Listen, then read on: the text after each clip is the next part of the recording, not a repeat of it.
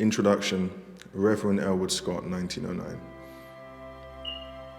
For many months past, I have had frequent visits from a very peculiar visitor.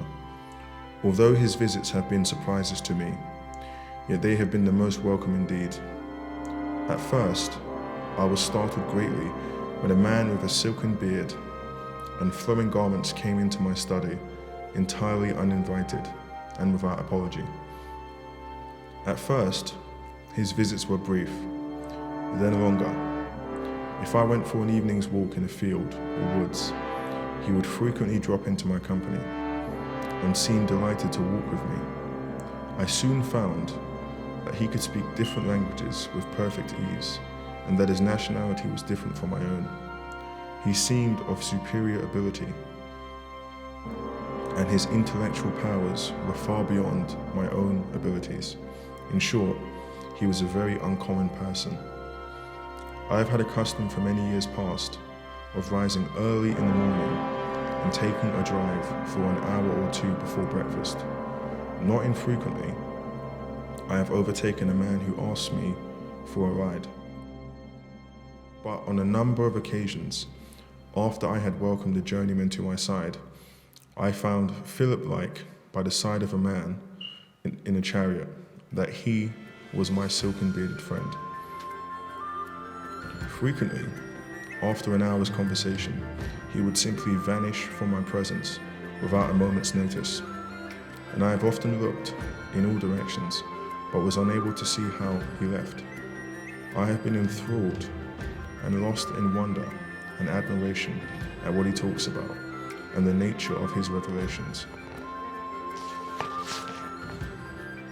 My soul loved him exceedingly and was grieved at his departure.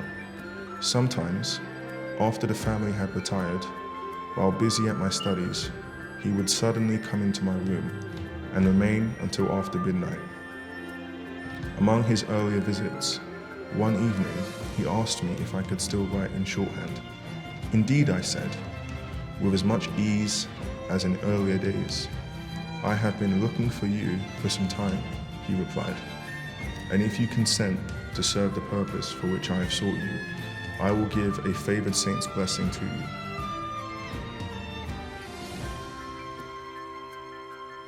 I gave him all the assurance I could that I would help him with any reasonable request he might make.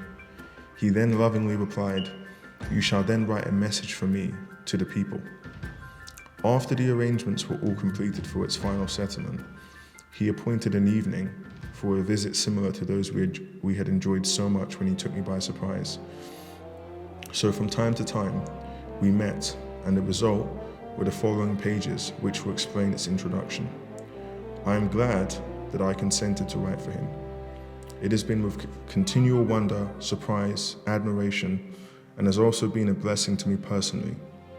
During one of his earlier visits, he explained that he was the same man that I had met some years before on the mountain slopes of the Cascades.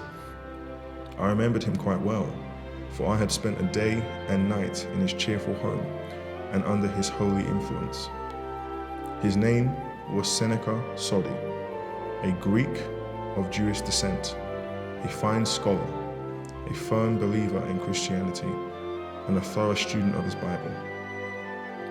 But he seemed so changed now. His face glowed with such a halo of light that I did not recognize him at first, and was inclined to doubt his story and to let it all pass as a clever trick that I could not explain, that was being played upon me. Yet I could see a great similarity in appearance of this man and my long-bearded friend in the Cascades. I said to him, "How can this be?" He quickly replied, "In the twinkling of an eye, only an earlier sheaf in the great resurrection harvest." "Oh my God," I said, "is it true that there was a man who has already experienced the great resurrection of the just, which is to occur at the last day?" I thought then of the translation of Enoch, and of the chariot which swept Elijah into the heavens, of Moses, who twice fasted 40 days and was alone with God upon the Mount of Vision until he had caught some of the radiance of the eternal glory.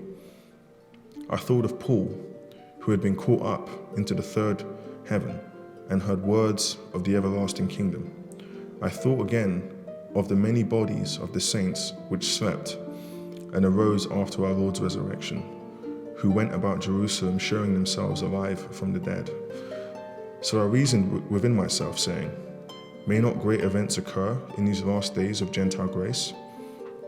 Why should not Seneca Sodi, one of the descendants of ancient Israel, of God, in these last days receive great revelations from the Almighty, and an earlier resurrection than the rest of the great harvest? But I must leave him to tell his own story. Reverend Elwood Scott.